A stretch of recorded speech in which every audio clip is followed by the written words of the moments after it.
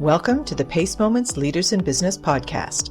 Here we interview thought leaders about finance trends, the evolving role of finance, and how our Profitability Analytics Framework can help you. So, good morning. I'm Rafe Lawson, Executive Director of the Profitability Analytics Center of Excellence. And it's my great pleasure to host this next episode of Leaders in Business, our podcast series.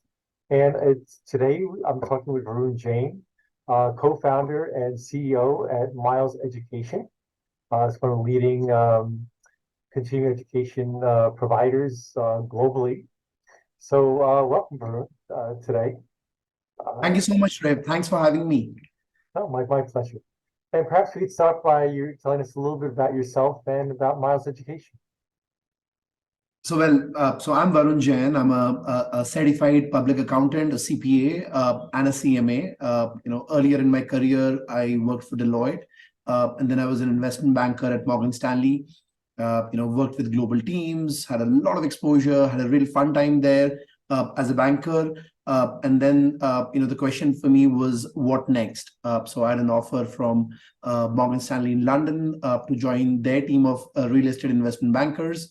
And the second option was staying back in India and pursue my dream, which was to make sure that all the other accountants in the country, and India has a huge accounting talent pool, receive or avail the same opportunity as I did, are able to really move forward in their careers.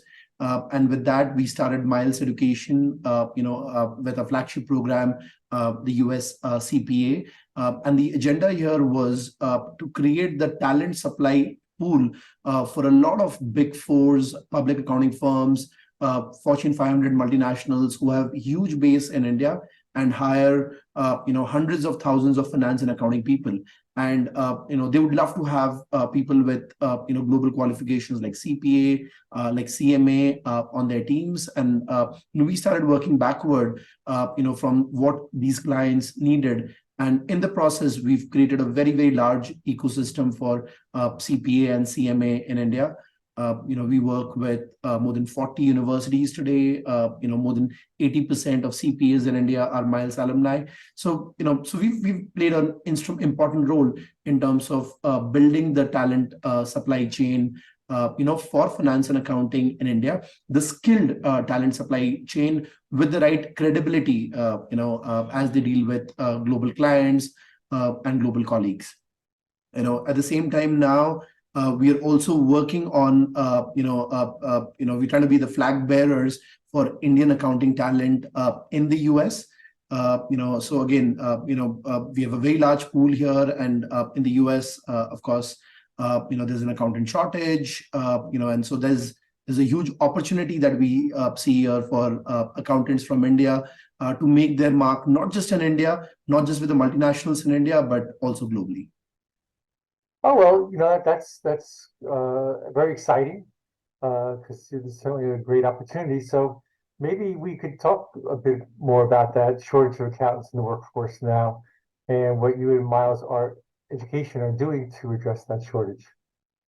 So Rev, again, you're right there in the middle of the shortage, and and we hear a lot of public accounting firms having trouble in recruiting people for audit, people for tax. Even the industry is finding it hard to find skilled accountants, who understand FP&A, who have the forward-looking mindset. So there is a shortage in the US as far as the industry and the public accounting firms are concerned.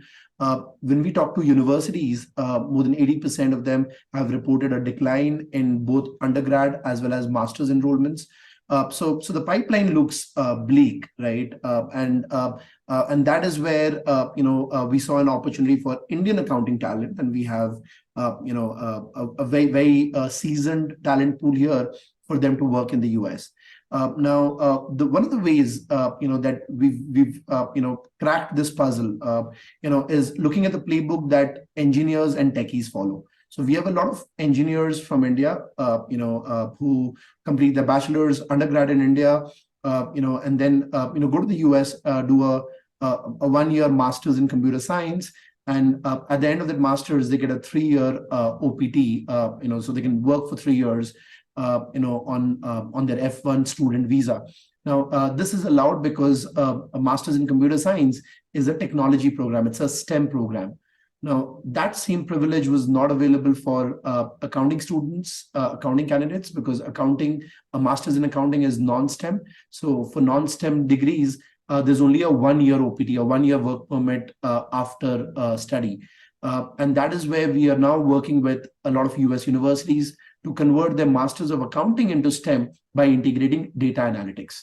Now, what happens with that is accountants who are now going to the US and pursuing this 1-year master's in accounting and analytics are getting the same 3-year work permit like engineers. And this is allowing us to create a very, very large talent pool, for accountants in the US as well. So Indian accounting talent in the US.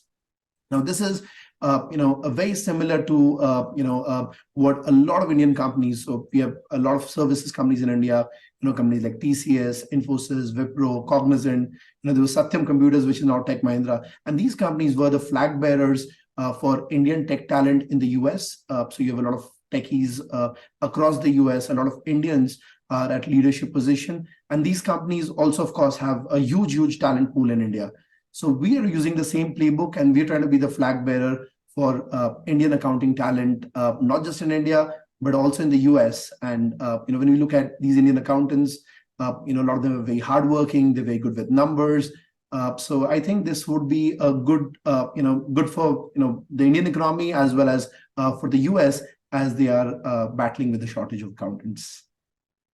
Well, it's certainly an exciting program because there's certainly a dearth of professional talent in the profession in the United States, and as you mentioned, refer to declining enrollments in schools. So it's great to have that supplemental pipeline to meet the need for entry-level accountants.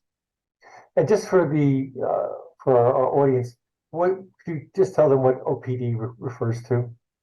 So OPT is optional practical training. So it's basically the employment authorization on the F1 student visa itself, and so that's something like a post-study work permit, which is 3 years for STEM programs and 1 year for non-STEM. So you mentioned the emphasis on analytics is part of like STEM program. One of the things that the PACE Profitability Analytics Framework emphasizes is the use of analytics in causal modeling. How do you think that emphasis on analytics supports practice, especially in industry? So I think, Ref, you guys are doing an amazing job in putting this framework together. One of the things that I see with finance and accounting people is we are very, very good at talking about what happened yesterday, but as we use data and analytics, I think what's really important is to start talking about what is going to happen tomorrow, right? A forward-looking approach, which accountants need to use to drive their organization forward, to create value for their organizations. And when we talk about value creation, I think one of the most important metrics is profitability. And of course, there are a lot of startups which are not profitable today, but will be profitable tomorrow. But I always ask this question: would you ever invest in a company which is not making money today and which will never ever make money? Right. So the point is, profitability is key, and I think the work that you're doing at PACE is really, really amazing. The way you are slicing and dicing all the pieces, the way your framework focuses on an analysis of profitability of the organizational performance is really amazing. And I think it's really important for finance and accounting people who understand how do you use data and analytics across the finance and accounting value chain. Well, thank you for that endorsement of the framework. It's something we're very proud of, and there's so much that's done in practice that really doesn't support value creation. And it's if we as financial professionals want to be that business partner with the rest of the organization, you really need to employ better analytical procedures and methodologies and in the context of this kind of a framework.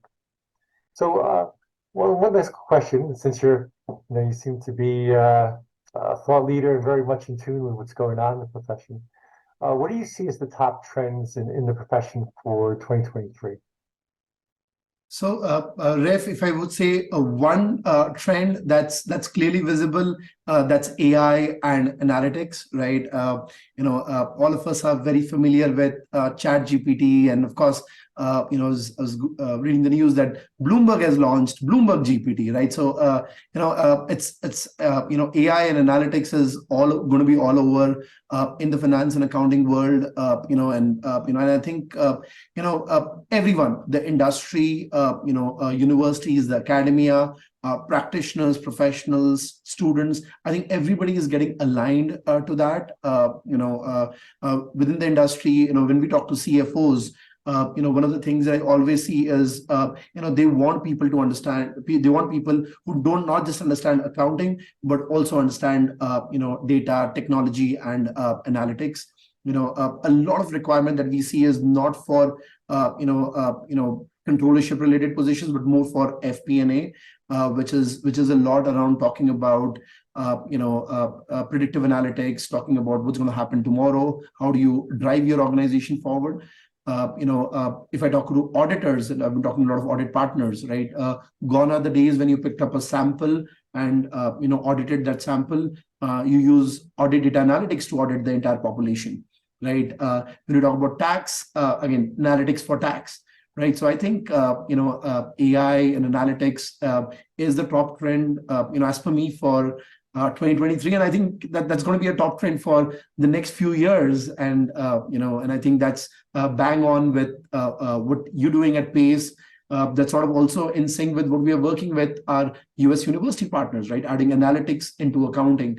So very, very excited, Ref, and really looking forward. Yeah, I think just right on with identifying that as the top trend. I done a study when I was at IMA on the use of analytics and RPA and such, and it was kind of viewed as aspirational at the time, but now we're in the thick of things, and it's certainly here to stay, and it's going to tremendously impact practice. There's a study that came out this past week that said half of public accounting can be automated with AI in the next year or two. It's just incredible. So that is I think you're absolutely right. I was just talking to one of the service delivery leaders from a very large, consulting company, and they do a lot of outsourcing work for accounting, and when they're signing contracts today, the contracts are talking about how they would bring in automation, and let's say a lot of the contracts are very clear that in a 5-year time horizon.